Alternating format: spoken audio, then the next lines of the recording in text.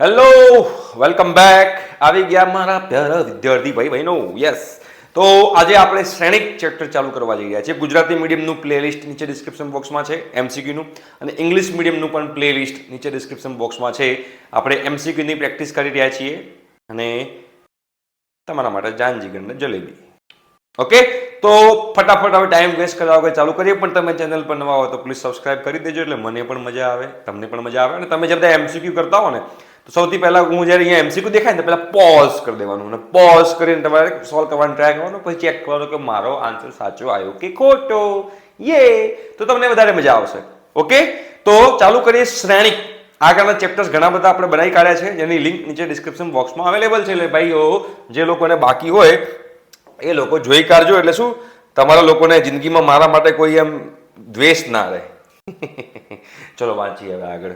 જો એ કોઈ શ્રેણિક હોય તો કયા ઓપ્શન સાચો છે? શ્રેણિક એ સંખ્યાઓનો ગણ છે. શ્રેણિક એ સંખ્યા છે. શ્રેણિક એ સંખ્યાઓની લંબચોરસ સ્વરૂપે ગોઠવણી છે કે શ્રેણિક એ એક ગણ છે? ભાઈ, ગણને છગડે કોણ શું બતાવવા આવે? દરેક લંબચોરસ જે છે, દરેક લંબચોરસ, તો શ્રેણિક એ સંખ્યાઓને લંબચોરસ સ્વરૂપે ગોઠવી શકાય છે. કેમ કે દરેક લંબચોરસને આપણે જે છે, દરેક ચોરસને આપણે લંબચોરસ કહી શકીએ છીએ, પણ દરેક લંબચોરસને આપણે ચોરસ નથી કહી શકતા. એટલે આપણે લંબચોરસ સ્વરૂપે ગોઠવણી છે એવું કહી શકાય. ધારો કે આ શ્રેણિક છે જે ચોરસ સ્વરૂપે છે, તો આને આપણે લંબચોરસ કહી શકશું. અને બીજો એક આવો શ્રેણિક છે, 2/3 છે શ્રેણિક, અને આ 3/3 શ્રેણિક છે, તો આને પણ લંબચોરસ સ્વરૂપે ગોઠવણી કહેવાય. આને પણ લંબચોરસ સ્વરૂપે, વ્યાપક રીતે કહેવા જઈએ તો લંબચોરસ સ્વરૂપે ગોઠવણી છે એવું કહી શકાય. એટલે ક્વેશ્ચન ઓપ્શન નંબર સી જે છે એ તમારો જવાબ સાચો છે. નીચેના પૈકી કયું સત્ય નથી? શ્રેણિક સરવાળો ક્રમના નિયમનું પાલન કરે છે? કરે છે ભાઈ. શ્રેણિક સરવાળો જૂથના નિયમનું પાલન કરે છે ભાઈ. શ્રેણિક ગુણાકારના ક્રમના નિયમનું પાલન નથી કરતો ભાઈ. AB is not equal to BA આપણે કદાચ ભણેલા હો જિંદગીમાં ગયા જન્મની અંદર, તમને ખબર હોય, બરોબર છે. તો આ સત્ય નથી, ગુણાકારનો નિયમ પાલન કરતો નથી. નેક્સ્ટ, શ્રેણિક એ ખાલી જગ્યા શ્રેણિક છે. તમને સિમ્પલ ખબર પડી જાય કે અહીંયા 0, 5, -7 છે, અને અહીંયા માઇનસ વડે -5 થાય તો -5 અહીંયા છે. અહીંયા માઇનસ વડે ગુણું તો +7 થાય, +7 અહીંયા છે. મતલબ કે અમારો વિસંબિત શ્રેણિક છે. જોઈને જ મને ખબર પડી જાય. કેમ કે અહીંયા 0, 5, -7 છે, તો 0, -5, 7 છે. અહીંયા 5, અહીંયા -5, અહીંયા -7, અહીંયા 7, અહીંયા 11, અહીંયા -11. એકબીજાના વિરોધીઓ છે. યસ, હસબન્ડ વાઇફ જેવું છે. તો વિસંબિત શ્રેણી જે છે આપણે કહી શકીએ. એ ચોરસ શ્રેણિક હોય તો A - A' હંમેશા વિસંબિત શ્રેણિક હોય. આ તો વ્યાખ્યા છે, આમાં તો કઈ કહેવાની જરૂર જ નથી, બરોબર છે. એના પછી આપણે વાત કરીએ તો A + A' શું થાય ભાઈ? સંબિત શ્રેણિક થાય, બરોબર. એ સંબિત શ્રેણિક થાય, પેલો વિસંબિત શ્રેણિક થાય, એ આપણને ખબર હોવી જરૂરી છે. નેક્સ્ટ, જો શ્રેણિક એ સંબિત અને અસંબિત બંને હોય, ભાઈ સંબિત અને અસંબિત બંને હોય તો એવો શ્રેણિક એક જ છે, અને એક અને માત્ર એક જ શૂન્ય શ્રેણિક કહેવાય. ભાઈ સંબિત પણ હોય ને અસંબિત પણ હોય, બંને સાથે હોય તો ભાઈ એ શૂન્ય શ્રેણિક જ હોય, એના સિવાય બીજું કંઈ ના હોય. રાઈટ, શૂન્ય શ્રેણિક પતી ગયું. નેક્સ્ટ, જો A અને B સંબિત શ્રેણિક હોય, જો A અને B સંબિત શ્રેણિક હોય તો આપણે મતલબ A' બરાબર શું લખાય? A લખાય, અને B' બરાબર B લખી શકાય. સંબિત શ્રેણિક છે. ઘણા લોકો T પણ યુઝ કરતા હશે, આપણે ડેશ યુઝ કરીએ. તમારે જે ટ્રાન્સપોઝ કહેવાય છે ઇંગ્લિશની અંદર, રાઈટ. તો A + B નો ડેશ કરીએ આપણે, તો અહીંયા A + B નો ડેશ, તો આપણને અહીંયા ગુણધર્મ ખબર હોવી જોઈએ. A' + B' થાય, અને A' + B' તો A' જે છે એને પાછું A લખી શકાય, B' જે છે એને પાછું B લખી શકાય. કેમ કે A અને B પોતે તો સંબિત શ્રેણિક છે, તો A + B જે છે એ પણ તમારો સંબિત શ્રેણિક જ થશે. Simple and sober, very easy, તમને આવડી જશે. નેક્સ્ટ આપણે જોઈએ, A + B અને AB બંને વ્યાખ્યાયિત હોય. જો શ્રેણિકો A અને B છે, A + B અને AB બંને વ્યાખ્યાયિત છે. A + B ક્યારે વ્યાખ્યાયિત થાય ભાઈ? A + B તો જ વ્યાખ્યાયિત જાય જ્યારે બંનેના કક્ષા સરખી હોય. ધારો કે અહીંયા 3/3 હોય ને અહીંયા પણ 3/3 હોય તો જ બંનેનો સરવાળો થાય, અધરવાઇઝ સરવાળો ન થાય.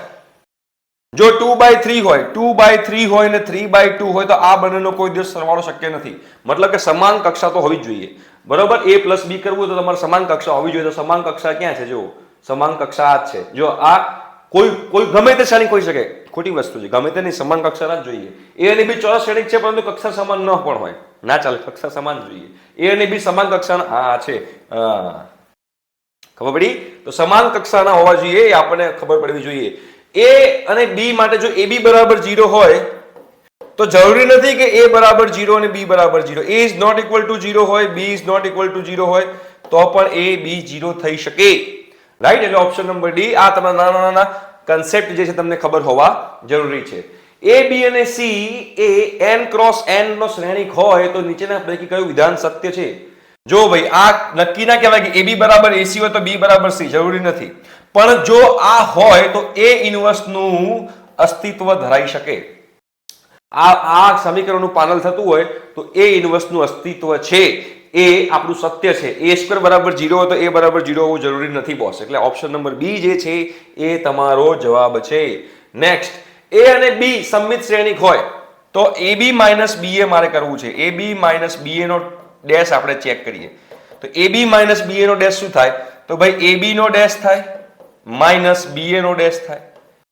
બરાબર, AB નો ડેશ અને માઇનસ BA નો ડેશ. હવે આ ડેશ બંનેને અલગ અલગ આપી દઈએ તો શું થશે? B આગળ આવી જશે એટલે B ડેશ A ડેશ લખાશે, માઇનસ અહીંયા શું લખાશે? A ડેશ B ડેશ લખાશે. B ડેશ આ તો સમમિત શ્રેણિક છે તો આને B લખાય, A પણ સમમિત શ્રેણિક છે તો આને A લખાય, અહીંયા A સમમિત શ્રેણિક છે તો A લખાય, અહીંયા B લખાય. તો AB માઇનસ BA નું BA માઇનસ AB આવ્યું, મતલબ કે વિસંમિત શ્રેણિક છે. બરાબર, આ સમમિત શ્રેણિકના વિસંમિત શ્રેણિકના જે નિયમ જે છે તમને ખબર હોય તો તમે આ MCQ સોલ્વ કરી શકો છો. નેક્સ્ટ, AB માં A અને B વિસંમિત શ્રેણિક હોય તો વિસંમિત શ્રેણિક મતલબ શું કે ભાઈ A ડેશ બરાબર માઇનસ A થાય અને B ડેશ બરાબર માઇનસ B થાય. વિસંમિત શ્રેણિક હોય તો આવું થાય.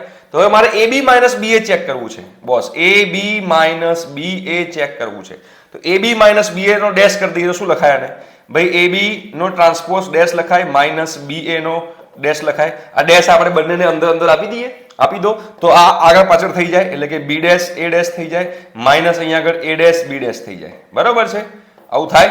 હવે B ડેશ ની જગ્યાએ શું લખાય? માઇનસ B લખાય. A ડેશ ની જગ્યાએ માઇનસ A લખાય કેમ કે વિસંમિત શ્રેણિક છે.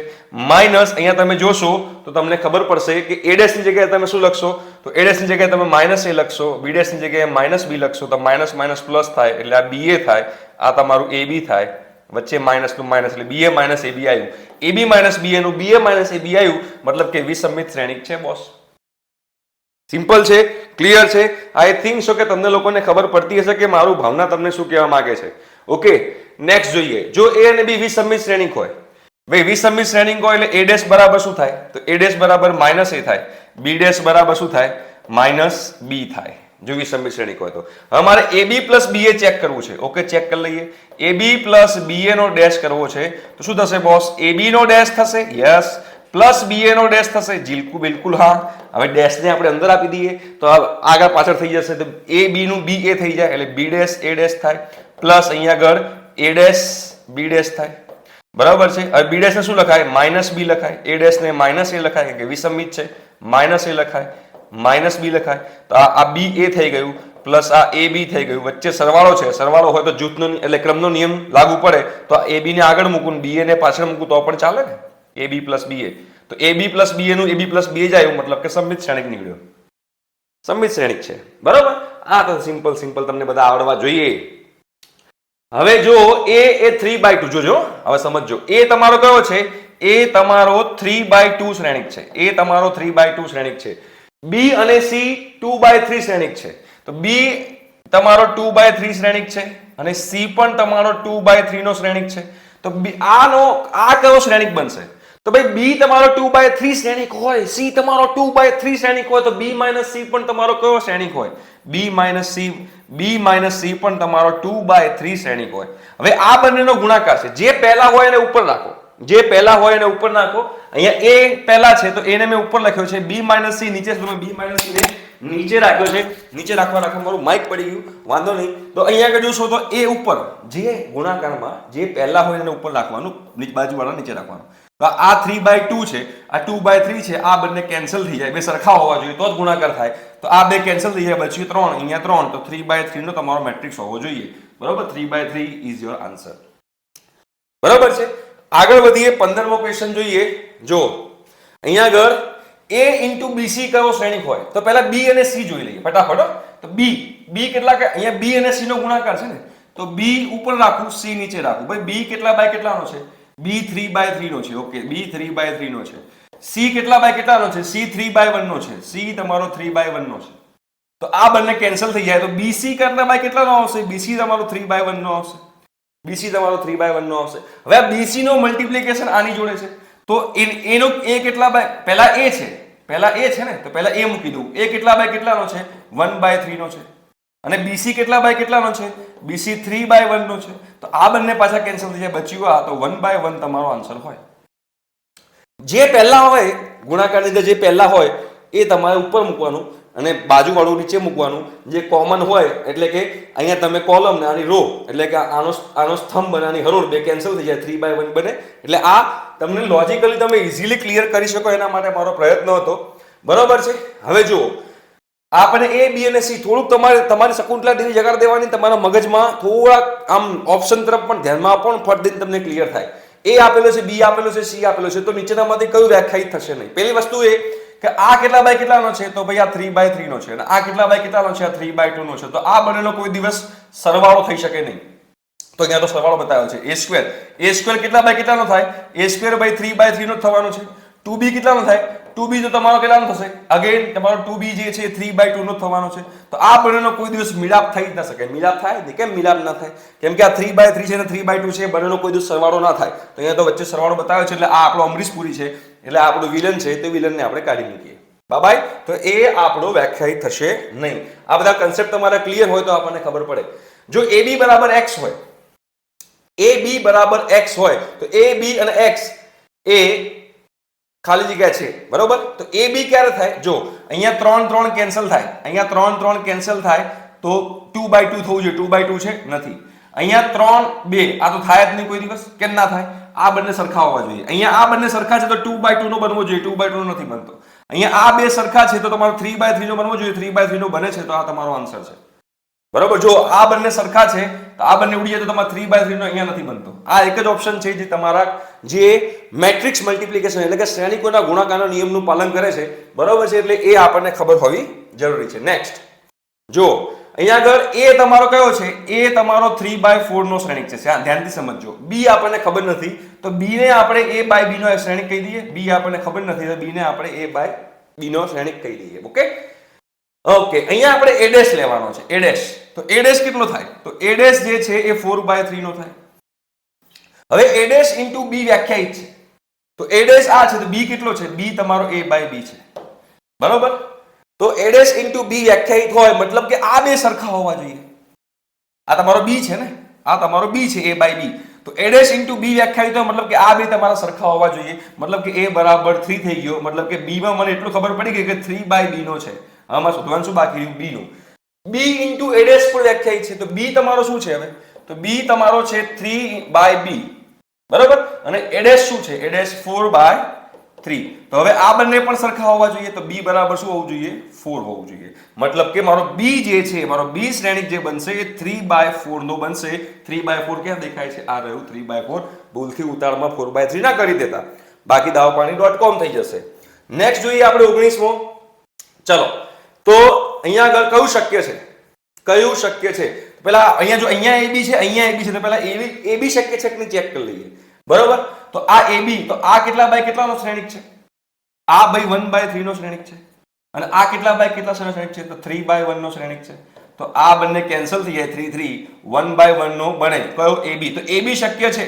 તો આ તો શક્ય છે જ, તો બીજો કોઈ ઓપ્શન આવી જ ન શકે ને. એમ કે આપણે આ સિંગલ કરેક્ટ ક્વેશ્ચન છે, એટલે કે ગમે તે એક જ આન્સર સાચો હશે. તો AB શક્ય છે, તો AB વાળો એક જ ઓપ્શન છે C. અહીંયા પણ AB છે, પણ એક કરતા વધારે જવાબ તો ના હોઈ શકે ને.